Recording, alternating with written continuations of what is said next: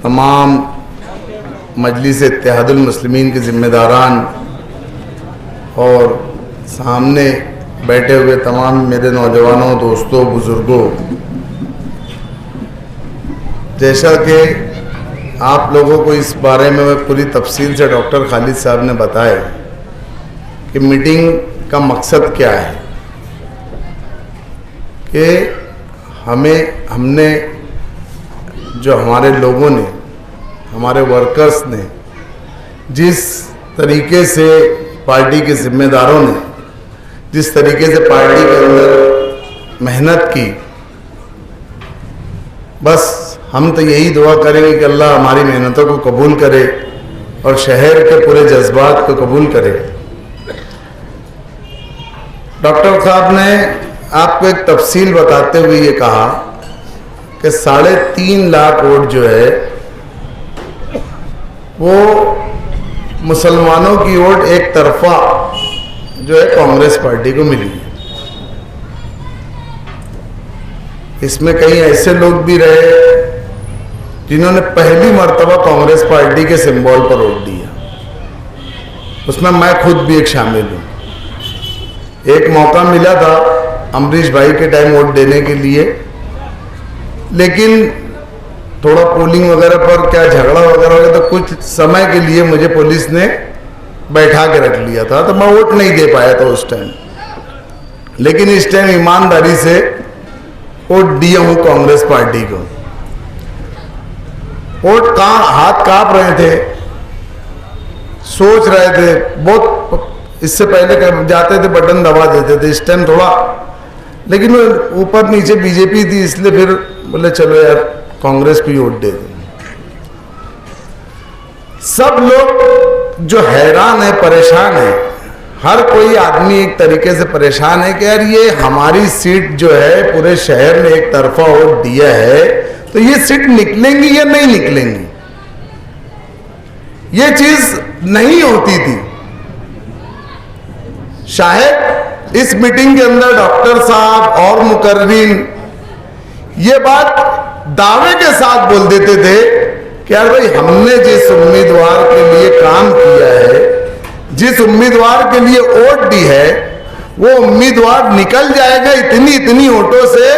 अगर ये बीजेपी का एजेंट और बीजेपी वालों का भतीजा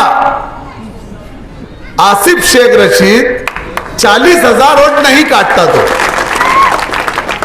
इन्होंने बीजेपी से पूरी बात कर प्लानिंग के साथ बैठ के इन्होंने इनकी जाती दुश्मनी नहीं निकाले, बीजेपी के बोलने के ऊपर इन्होंने 40,000 मुसलमानों की वोट कट की।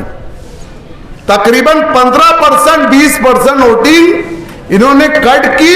और यही जो लोग थे, मैं पूरे पोलिंग बूथ पर घूम रहा था, शहर के तकरीबन पोलिंग बूथों पे हमने दौरा किया, वहां देखे हमने कि लोग बहुत बेचैन हैं, पंडालों में, मंडपों में गर्दियां लगी है कि यार हमारी वोट नहीं है, हमारी वोट नहीं है, लोग वोट देने के लिए बेचैन थे।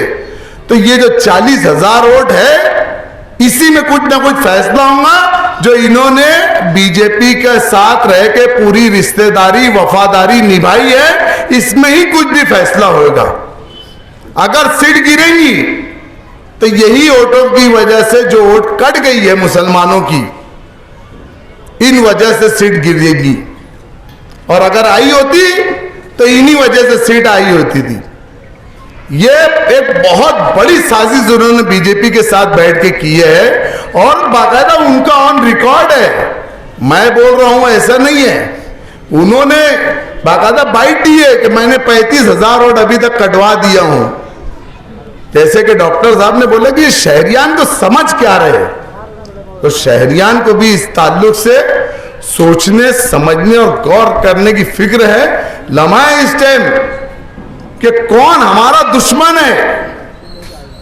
ये अलायंस है, सब है, पार्टी है उनकी, राष्ट्रवादी पार्टी है, पुंगानी वाली पार्टी है, उसके बाद भी ये उस उम्मीदवार का काम नहीं कर रहे। तो क्यों नहीं कर रहे? उसकी वजह यह है कि इनके सारे चचा जो इनके वालिद मोहतरम के टाइम एमएलए थे, मिनिस्टर थे, तो ये उनको चचा चचा चचा चचा बोलकर चलते थे।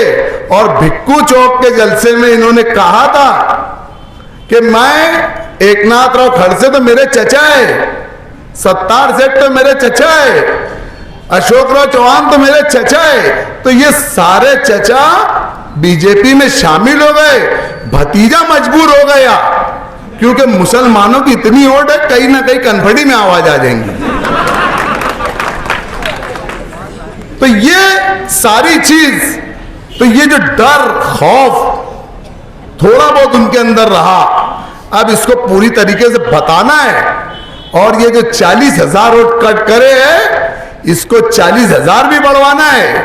और जो नौजवानों की वोट है उसको भी बढ़वाना है, ताकि 40 से अब 1 लाख हो जाए। और ये ऐसे बीजेपी के एजेंट लोगों का पर्दाफाश होना चाहिए। इतना ही बोल के मैं आप तमाम ही लोगों के शुक्रिया के साथ अपनी बात खत्म कर।